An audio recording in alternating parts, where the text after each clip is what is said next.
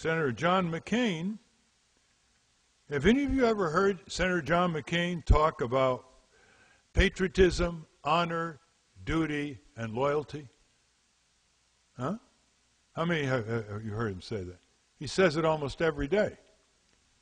Especially loyalty and duty to the members of the armed forces. He was in the U.S. Navy. He was a prisoner of war in Vietnam, as everybody knows. But very few people know that on June 8th, 1967, Israeli warplanes attacked a defenseless communication ship during the Israeli-Egyptian war that was in the Mediterranean called the U.S.S. Liberty. Although the Israeli military positively identified early that morning that ship as an American ship, they claimed later that they didn't have the right location where the Liberty was. They attacked this ship with napalm, with torpedo boats, machine gunning our sailors, and with French Mirage jets bombing that ship. 34 sailors lost their lives, 170 were wounded as that ship barely limped to an island base in the Mediterranean. What happened after that is something Senator McCain should answer for.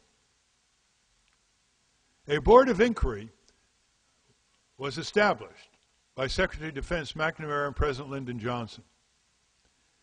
It reported in a mere 10 days, on June 18th, 1967, that it was an accidental attack by the Israeli Air Force. This has been proven false again and again. The head of that board of inquiry was Admiral McCain, John McCain's father, who was ordered to come out with the conclusion that it was accidental. The plane happened to be a communications plane. It's called a signal intelligence platform ship loaded with electronic radar gear. In other words, it intercepted electronic communications.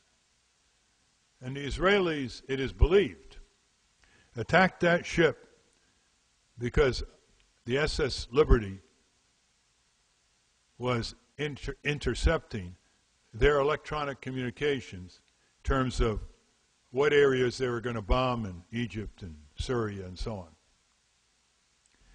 What's interesting about this is that the chief attorney who helped the military investigation, Captain Ward Boston, later recanted. And he said that he stayed silent for years because he's a military man and, quote, when orders come, I follow them, end quote. He basically said it was not accidental, it was deliberate. And apparently, Senator McCain's father also follows orders, even though they are contrary to what the evidence shows.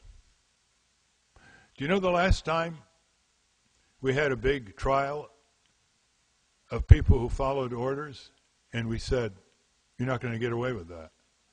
It was the Nuremberg trials. Under international law, which we created, it is no longer an excuse for any military officer or soldier to do bad things and say, I was ordered to do it. Under international law, they can disobey, and they're supposed to be protected.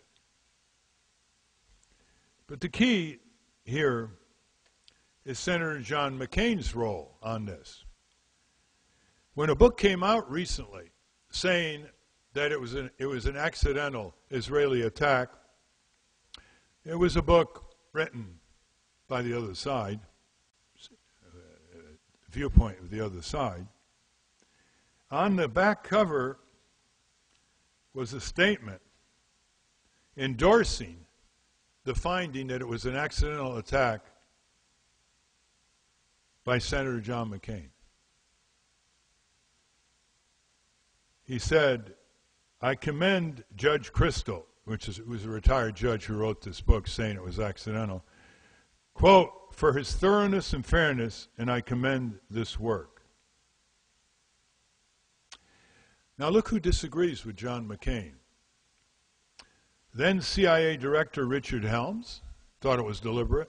Secretary of State Dean Rusk thought it was deliberate. Admiral Thomas Hinman Maurer, former Chief of Naval Operations and Chairman of the Joint Chiefs of Staff, said the attack was deliberate. And the chief aide to President Truman in 1947, Clark Clifford, who helped create the State of Israel, thought it was deliberate. I call on Senator John McCain to tell the American people immediately to vindicate the truth in honor of the fallen and the wounded. And they deserve it from someone who was in the U.S. Navy, Senator John McCain. Do you, Senator McCain, agree with the Secretary of State at the time? Do you agree with the CIA Director at the time? Do you agree with your Admiral, Thomas Maurer, former Chief of Naval Operations and Chairman of the Joint Chiefs of Staff, that the attack by the Israeli Air Force and Navy was deliberate on U.S.S. Liberty? The question for Senator McCain is the following. He has made a big deal out of his honor, his duty, his patriotism, and especially his loyalty to all the members of the armed forces, past and present. The question for Senator John McCain is this. Are you, Senator McCain, presidential aspirant, more intimidated by the AIPAC pro-Israeli lobby in Washington, D.C., which doesn't even reflect majority Jewish American opinion that favors a two-state solution?